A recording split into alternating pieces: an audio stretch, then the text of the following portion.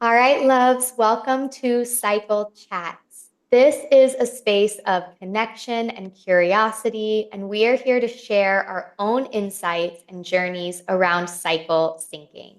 I'm Martina, And I'm Kayla.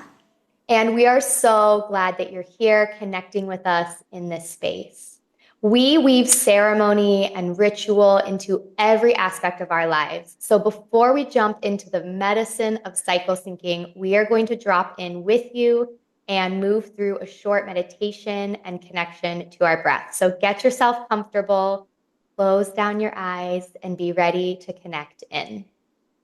And of course, if you're driving, obviously keep your eyes open and just focus on your breath and stay present to where you are.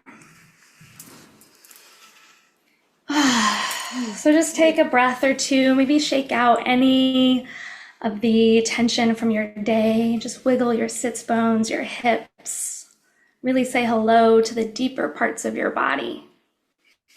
And then just let yourself receive your breath as it is.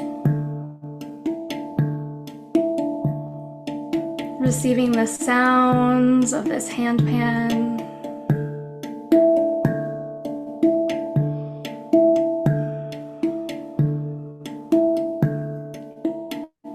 Noticing the places in your body that feel energetic. Maybe there's some tingling, some heat, some coolness.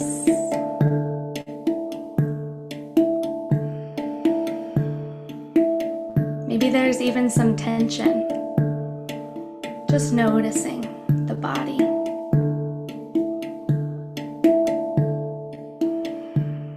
Sending the breath to those places that you feel and that you notice.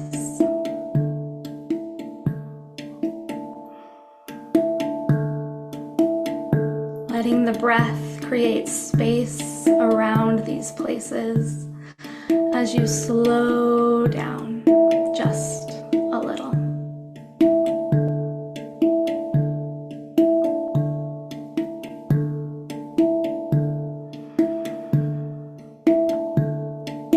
Slowing down the mind and the breath and the body so that you can come more deeply into this present moment.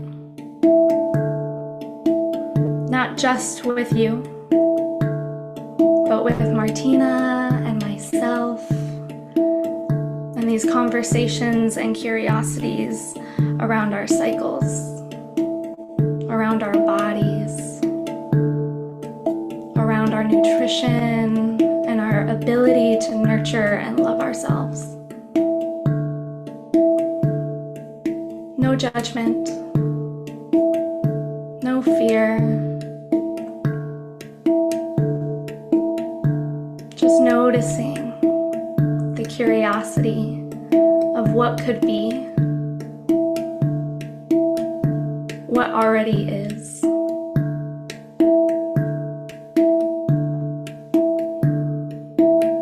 And what you desire.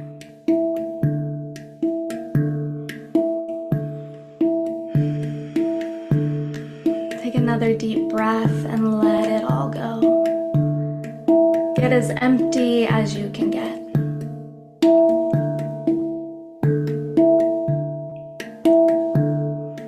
Send the breath now to the heart space and just see how expansive and wide your precious heart can become.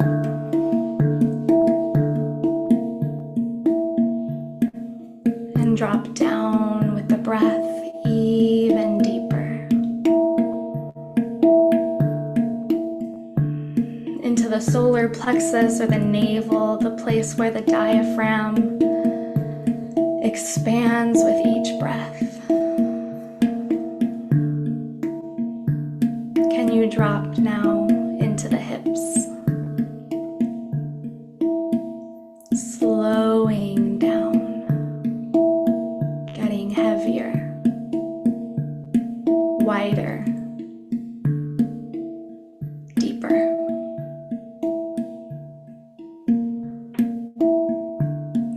stay here with your precious body. As you listen and receive these chats that we have on offer today, may you listen from this place of stillness and silence, and may we share and speak from this place. Take a breath or two just for yourself.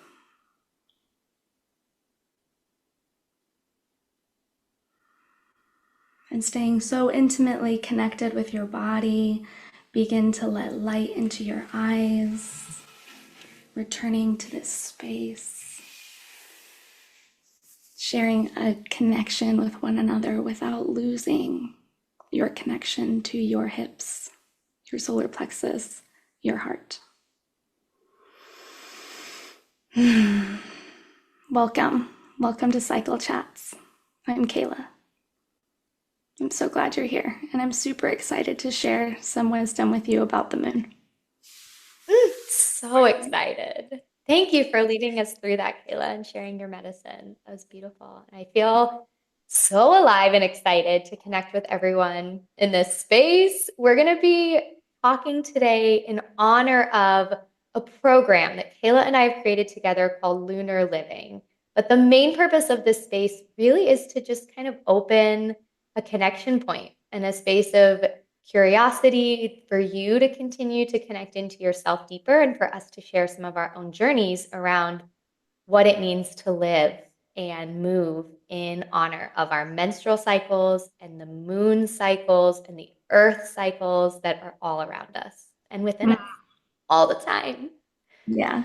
All the time. Kayla, do you want to share a little bit more about you and the work you do in the world and kind of what brought you into this space? Yeah, I'd love to. So I am a somatic practitioner. So everything that I do is deeply body centered. And that's a really broad topic, but it is all about slowing down the consciousness so that we can get into our bodies, we can get into our feelings and connect with what is actually real and what is actually true in this moment, rather than what we think is true or how we think things are. And sometimes they are in alignment, but I have found, even in myself doing this work, that most of the time it's not actually in alignment. And when I slow my breath down and I tap into my body, that's where the real healing begins. So that's the basis for the work that I do in the world. I also host moon ceremonies, but this is where it all begins. It all begins on the level of coming into the body and getting out of our chats and our inside of our heads and our mindscape and really dropping in. Yeah. Oh, so good. Yeah, I love it. So good. So important. And I'm Martina, and I really bring into this space the embodiment of, nutrition and wellness and the magic of herbs as a way, as a gateway into deeper connection with our bodies and with our cycles. And I am a holistic nutrition coach and consultant and get the honor of connecting with all kinds of women on their own health journeys. And my work really started rooted in fertility work. So I immediately was so immersed in the wisdom and intricacies of our menstrual cycles and found there was such a gap that women were really craving a deeper connection with their cycles. And there's so much we were never taught. So much we were never taught. And their fertility journeys brought them into a space of trying to learn. And I've really carried that forward with me. And when Kayla and I first connected, we just immediately sparked and knew that we had to birth something together, because this combined medicine of, the embodiment of our internal wisdom and honoring that with nutrition and herbal supports, and the embodiment of the greater rhythms that mirror us and we mirror them. It's such powerful medicine. And we're really excited to get to share a taste of that with you today. Yeah, and I just want to second that. It just, when I met you, Martina, I didn't really know how we were going to collaborate. Like, we didn't really have an idea. I just had this feeling that there was so much richness that you could bring to my ceremonies and like vice versa. Yeah. Because that is ultimately what all of this is rooted in: collaboration, love, interconnectedness. That's what cycle syncing and cycle work is all about. It's a remembrance of love at the end of the day. And we can't do any of this alone. So it's so nice to step into a place where I get to share the things that I do well, and then you get to share the things that you do well, and we get to just create all this fun, rich magic in Yeah. that. Oh, Instead of it's feeling so like I good. have to know it all, I have to do it all, I have to be it all, I get to step back and just do what I do well and receive from you. And I get to give what I do well, and you get to receive from me. And Mm. it just feels so loving. I It love it. is. And it's such a feminine way of creation, isn't it? To Yeah. do this in community and bringing everyone's strengths together. And, I really saw in my work my own spiritual practices and ceremonial practices are a huge catalyst for my physical healing and how I feel in my body and my energy. And, working with clients who come to me for help with their health, they're very focused on their food and their exercise and their sleep, which is so foundational. But I Mhm. was just really craving the medicine of the energetics, of the ceremony, and bringing that to my audience, to my clients. And, I know that in the spiritual space, there's often less conversations about, how are our hormones actually functioning and how is that impacting our energy? And it's not always front of mind in a moon circle, right? Is like, how are we nourishing our bodies? So, this really unique and powerful combination we've been able to bring together of like the physical embodiment of vitality from our food and Mhm. honoring that, food is cyclical, just like the moon. And as cyclical beings, we were not designed to eat in exactly the same way every day. And we really get to honor our cycles in this deeper way when we pull in nutritional cycle syncing and herbal supports for our menstrual cycle and all of this really beautiful medicine, and setting aside the ceremony space. It's not either or. It's all together. Yeah, it's beautiful. So I'm really excited. Yeah. Well, is there anything you want to present around that moon menstrual connection before we move forward? Like where, because this container we've created really does hold both the wisdom of the menstrual cycle and the lunar cycle. And I would love to hear you speak for a moment on the medicine of weaving them together. Yeah, I think where I would like to begin is that the moon is a 29 and a half day cycle. So it's very, and it's something that we see in the sky all the time. So it's very clear. Its cycle is very clear for us to see, as opposed to like the Earth orbiting around the sun. Like, yeah, we see the sun, but we don't really see its whole cycle all the time. We see it rise and fall. And our bodies, give or take, when we're menstruating, are about 27 to 30 days in their own cycle. So it really does kind of flow around the moon and with the moon. If you're more regular, you'll see that you bleed almost at the same moon phase. If you're a little less regular, like me, you'll just be transitioning the whole time throughout the year, Which is also exciting. It's like its which own is journey. fun.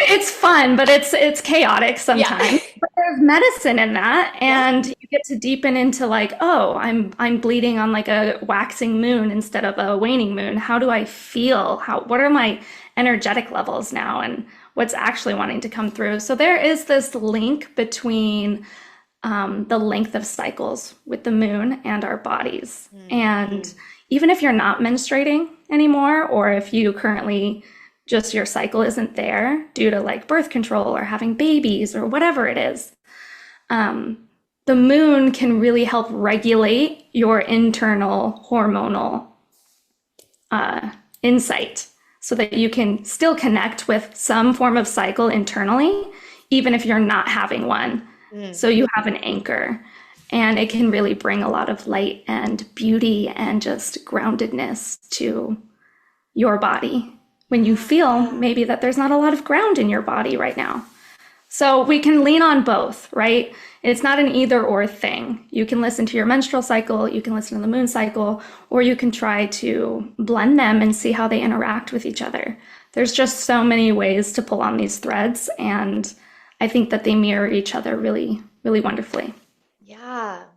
Oh, yes. And I want to underline, double click, retweet on your point around when we don't have a cycle for any reason.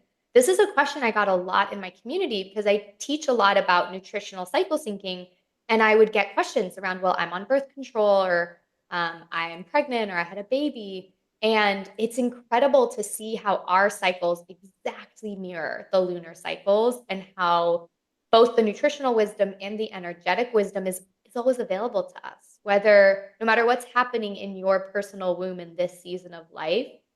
And I find it actually deeper connects us to our feminine energy when feminine as in the energy itself, right? And that's not at all about gender or sex, but just the energy of moving in cycles and rhythms. We're able to access that no matter what is happening with our womb at that season, because we have the mirror of our womb in the sky all the time. And We do. it's such a gorgeous, accessible gateway in. And then when we weave them together, oh my gosh, there's like layers upon layers of medicine that can give context to your life and your energy and your focus and intentions at any given point. It's so powerful. It is. And I had this moment while you were speaking that, our cycles, they're so intricate. And when I first learned about cycle syncing, maybe I was a little too A-type and I was like, I'm going to nail it. I'm going to get perfect. I'm going to like figure it out. And what I've discovered over almost 4 years of doing this like pretty consciously is that there's always more to discover. This is a lifelong journey, and like you're never going to just get the diploma in cycle syncing. There's just so much going on, and there's new layers all the time. And the more that I've leaned into that and I've embraced that I can really trust the cyclical nature of my cycle, the more that I don't have to fight against any uncertainty, any chaotic moments in my life. And I get to just really see it as a gateway to deeper understand my body and to support my body in what it needs so that it can be strong and healthy and vital in whatever phase of life I'm in. And sometimes that means I'm in the winter of my life. And so there's not a lot of energy, but there's enough wisdom inside of me and trust with my body now that I can really be okay in the softening, in the stillness, in the quiet times. Whereas maybe in the past, stuff like that would really freak me out. And I would just feel like my world is falling apart and I'm dying and I'm never going to be okay. Yeah. So it's really about like creating trust in the body again and bringing that wisdom that I really don't have to fight with life. I don't have to fight with my body. I don't have to control everything. So I think that's a really big piece for me. It's the biggest gift I've found is just permissioning with cycle syncing. I love how it supports our hormones and energy. Like I'm here for all of it. But the biggest transformation happens in an instant when I get to talk someone through, well, this is why that's happening in this phase of your cycle. And this just a light bulb turns on of like, oh, it's not a problem. I'm not a problem, right? Like this isn't something to fix. I'm not crazy. This is like just the natural ebbs and flows of what it means to live in rhythms and cycles. And when we make space for it and honor it and kind of plan around it, in reverence to what's true, it creates such a powerful allowance and permissioning that that can transform our life in an instant with that awareness. It's really powerful. Yeah, it really can because we start to subtly dismantle really, really old beliefs that we don't even know where we got them. Childhood, maybe, like whatever, it doesn't matter. We start to gently dismantle these, like, I have to do something in order to be okay, or I have to fix this about me. And really, you just start to accept yourself as you are and meet yourself where you are. And you start to grow and release in love rather than through pain and trial and, fear. Mm. And I love this point you brought up about sort of the bigger cycles, because we found lunar living as a container. This is a month-long ritual cycle work container that's really beautiful. And we have found it's going through cycles and it's evolving based on when in the solar cycle we're choosing to make space for it. Do you want to speak a little bit to how this, we're opening doors again in March, and how this sort of iteration, this version of lunar living is really evolving in a different way than past spaces we've held? Yeah, I would love to. So I think I want to preface with the solar and the lunar cycle. So Mm. the solar cycle symbolically represents our masculine, and the lunar our feminine. And this is not gender based, right? This is really about the way our energy gets directed. So when I say masculine, I mean that we are directing our energy outward. We are directing it in a linear fashion, A to B to C to D. We're building a house, very structured. The plans are there and we're going straight. And lunar is more inward. This is how we are receptive. This is how we connect with other people on subtle levels. This is how we connect with life, our bodies, the way that we experience the world. And so when Martina and I did our first lunar living container, we did it back in October of 2024. Yes. And that was when we were kind of entering winter and fall and winter. And so there was a lot of focus in the sun, in the solar system, on releasing. The trees are falling, the leaves are falling, the trees aren't falling, the leaves are falling. And things are starting to turn quiet. They're trying to get softer. So we really focused on like nourishment and grounding and being okay with being in stillness, so it got really quiet. And what we're finding as we start to dream into like what lunar living is going to be this March, we are approaching the spring equinox. And so we feel this vitality growing in our system, right? And so we have this like push up from the roots, from the dirt into a beautiful plant, that's reaching for the sun. And so there's this outward pull for us to become more energetic and to live in alignment with that. And I'm really feeling that call for vitality and re-nourishing or revitalizing our essential life force energy again after a long, quiet winter. Because I don't know about you, but winter kind of it put layers of blankets on me, and I was just not here in the world. I was just in a cave for a while, and I'm still kind of slowly coming out of that. So that's kind of where we are, at least for me, and that's how I feel into this energy. I'm curious what you are tapping into. Yeah, I think life force energy has been a really common theme that is just really, calling out for attention, I think, in a lot of ways. And I found this working with my nutritional clients, like there's so much draining our energy from within, from without. And we know that there is a better way. We know that we are capable of feeling more alive than a lot of us do right now. And there's so many layers to this, energy connection journey, and the wisdom of our cycles, and actually honoring the phases that we are in is a huge piece of that. And think of how much more depleted you would feel had you not honored that call in the cave and the blankets, and had you tried to push through in a really outward and productive and external kind of way, which is the way the world operates at large.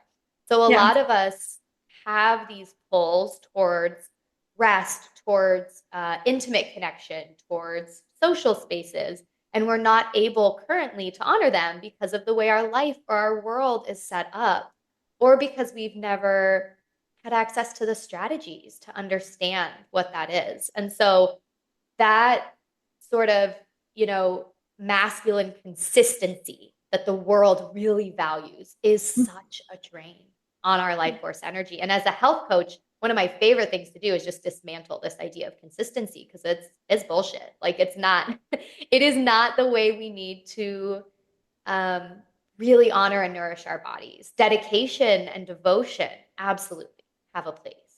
But Yeah. consistency, showing up the same way every day, week after week, is really doing us a disservice. And so I just feel really called in this round of lunar living to make so much space for like awakening that life force energy through awareness, through allowing, through fun. Like let's make this really the spark into this brightening season, this warming season of creativity and energy. Like let's hold this transitional space to really connect back into that energy that lives in all of us, Yeah. um, and is just waiting, to awaken.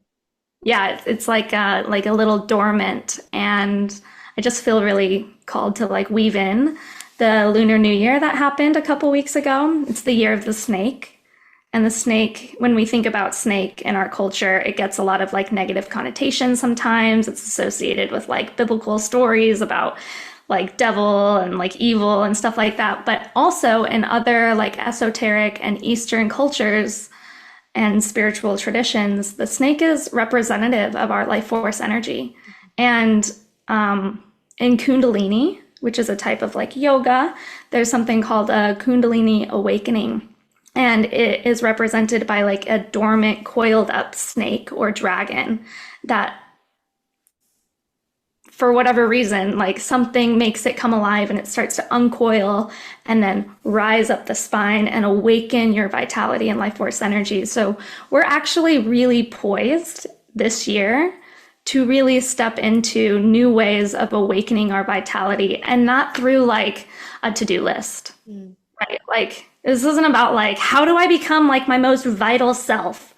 And like, how do I do it correctly? It's really about like feeling into the energy that's already there, even if it's dormant and really lethargic, and like tapping into like the wisdom and feeling into where it wants to move and just like get a little bit more spacious, a little bit more like energetic. And that you might feel the whole vitality by summer solstice, and you might just really bloom in all of that, and you might just begin to awaken it. And both are good. Like we are all just poised in this moment to really consider where in our life are we holding back?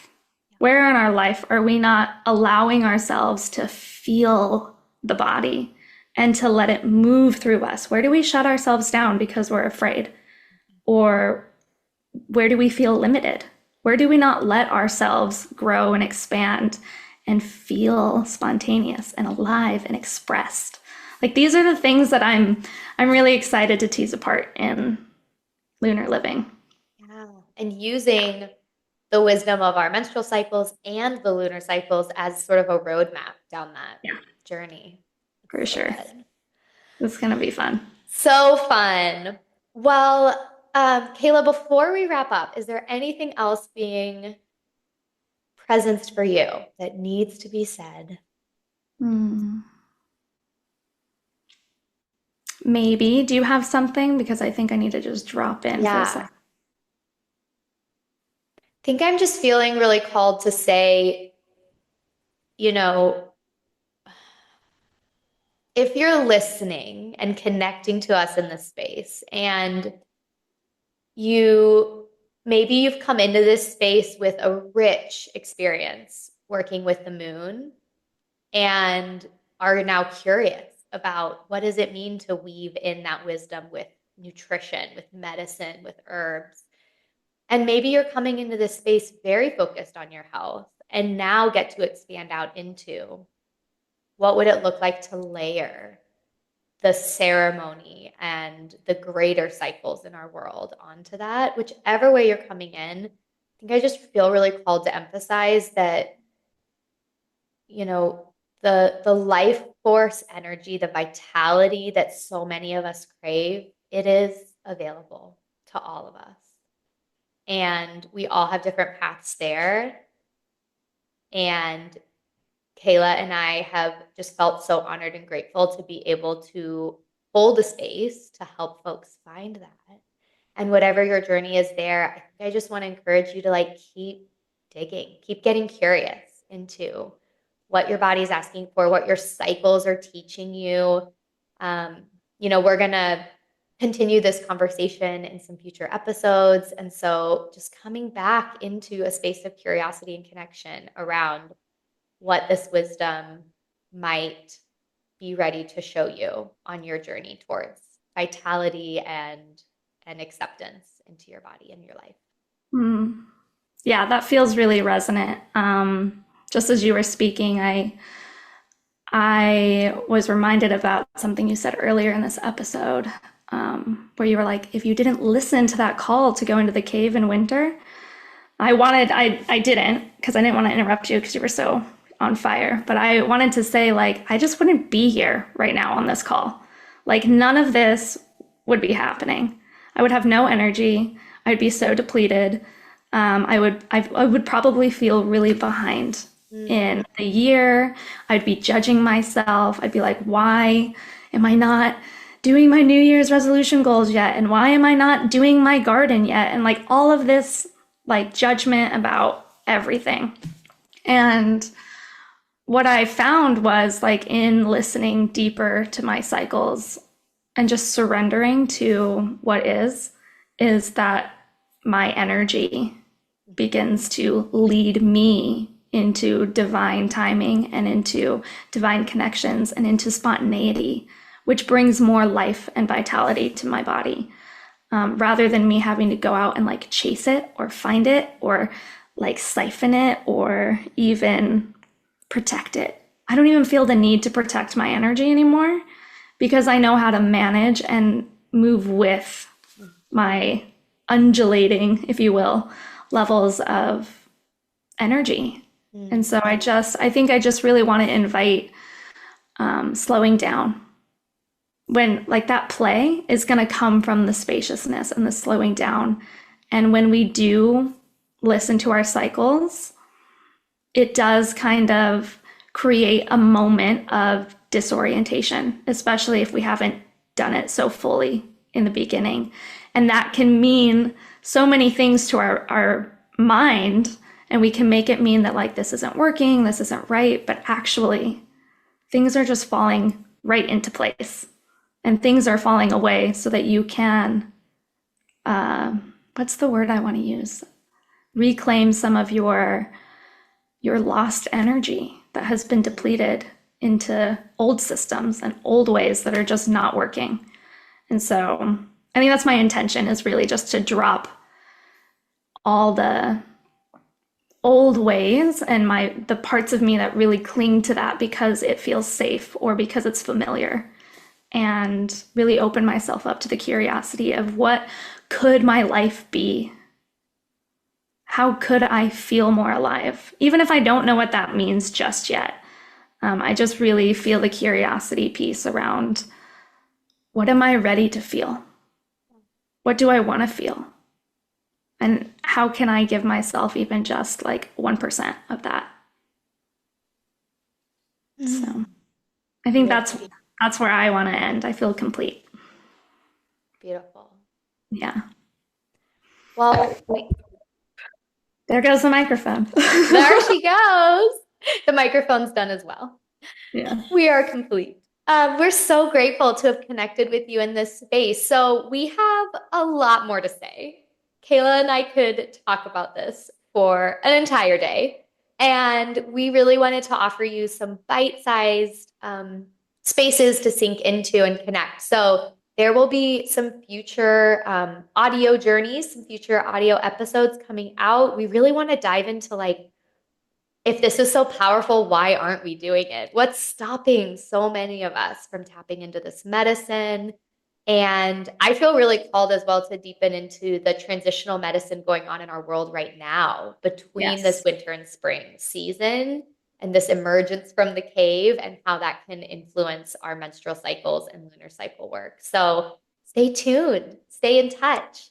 If you want to learn more about lunar living, if you want a heads up when the doors do open in March, we'll leave a link below this episode to check out that page and join the wait list so we can keep in touch with you about when that offering is open and available.